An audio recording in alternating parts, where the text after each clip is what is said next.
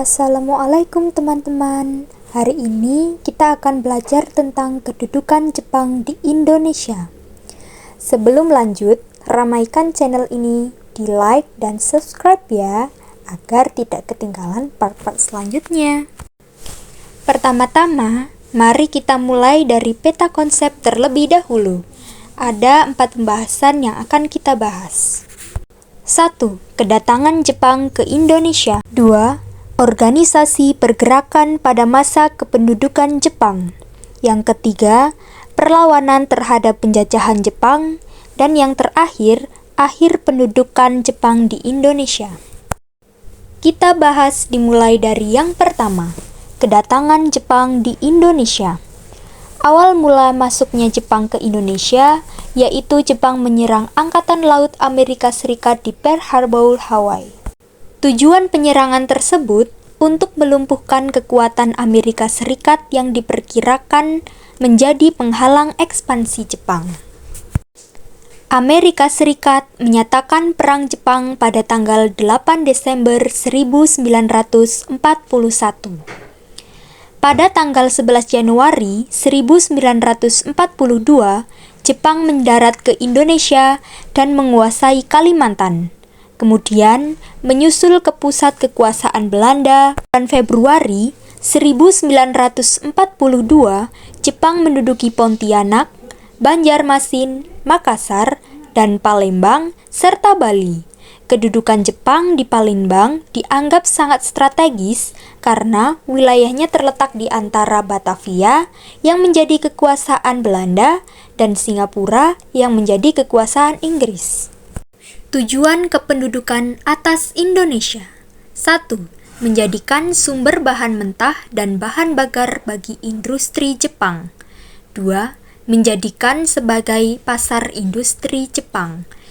3. Menjadikan sumber untuk buruh dengan upah yang murah. Upaya Jepang untuk menarik simpati bangsa Indonesia, yaitu 1. Mengaku sebagai saudara tua Indonesia. 2. Mengizinkan Indonesia untuk menyanyikan Indonesia Raya dan mengibarkan bendera merah putih.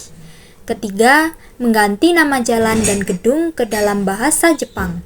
Keempat, membentuk gerakan 3A, yaitu Cahaya Asia, Pelindung Asia, dan Pemimpin Asia. 5 alasan yang melandasi perasaan optimisme. 1. Dengan menyerahnya Belanda kepada Jepang, dianggap sebagai akhir dari penjajahan Belanda, dan dimulainya era baru bagi bangsa-bangsa Indonesia yang dipelopori Jepang untuk dapat berdiri di atas kakinya sendiri. Keyakinan tersebut bertambah kuat pada waktu Jepang memperkenalkan diri sebagai saudara tua dan mengumandangkan propaganda gerakan 3A. 2. Jepang berjanji jika menang dalam Perang Pasifik, bangsa-bangsa di Indonesia akan mendapat kemerdekaan. Jepang juga berjanji menciptakan kemakmuran bersama di antara bangsa-bangsa Asia. Sejak awal kedatangannya, Jepang telah membicarakan tentang kemerdekaan yang akan diberikan secara bertahap kepada bangsa-bangsa Asia. Hal tersebut membuat para tokoh kita bersedia bekerja sama dengan pemerintah Jepang. Yang keempat, Jepang bersikap simpati terhadap aktivitas pergerakan nasional, seperti dengan membebaskan secara bertahap para tokoh yang ditahan dan dibuang pemerintah Hindia Belanda. Jepang menjanjikan kemudahan bagi bangsa Indonesia seperti melakukan ibadah, mengibarkan bendera merah putih, berdampingan dengan bendera Jepang menggunakan bahasa Indonesia, serta menyanyikan lagu kebangsaan Indonesia Raya bersama lagu kebangsaan Jepang Kimigayo. Pembentukan pemerintahan militer yang dibagi menjadi 3 wilayah. 1. Pemerintahan Angkatan Darat, yaitu Tentara ke-16 Osamu Sudan, untuk Jawa, Madura Pusat yang di Jakarta. 2. Pemerintahan Angkatan Darat, yaitu Tentara ke-25 Tomi Sudan, untuk Sumatera yang berpusatnya di Bukit Tinggi. Yang ketiga, pemerintahan militer Angkatan Laut yaitu Armada Selatan.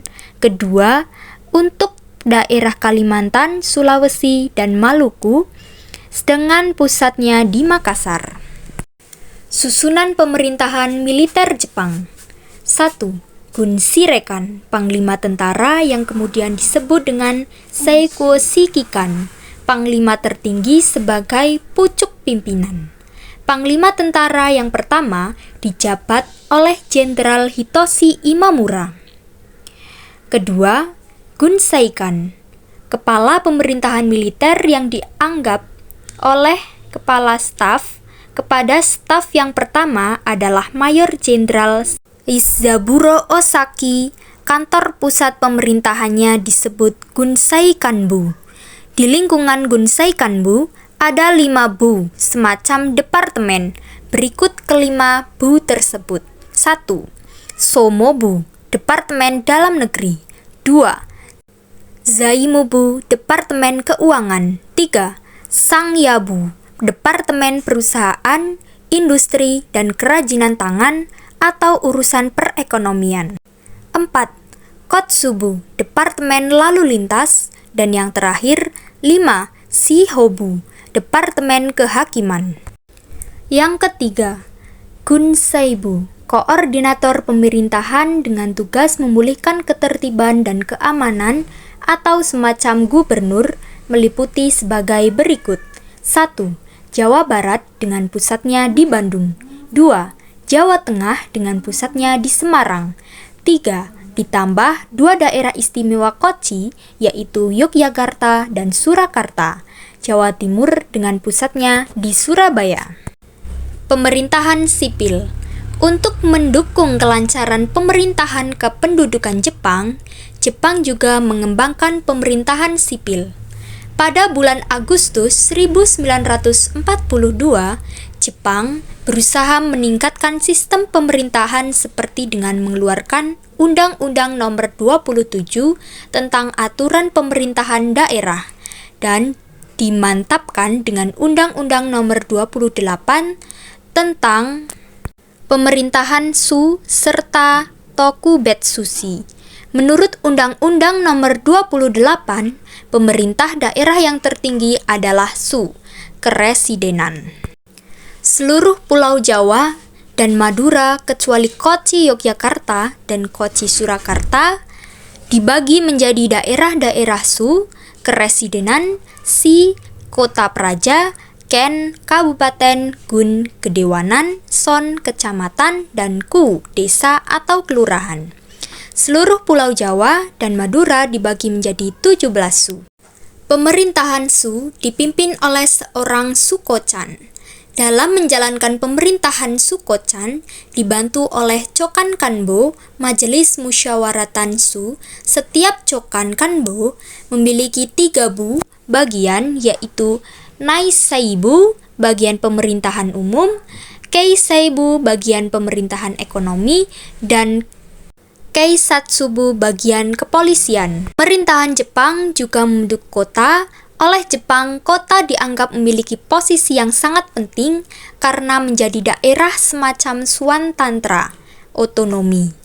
Daerah tersebut disebut Tokubetsushi, kota istimewa yang posisi dan kewenangannya seperti Shu, yang berada langsung di bawah pengawasan Gunsaiken.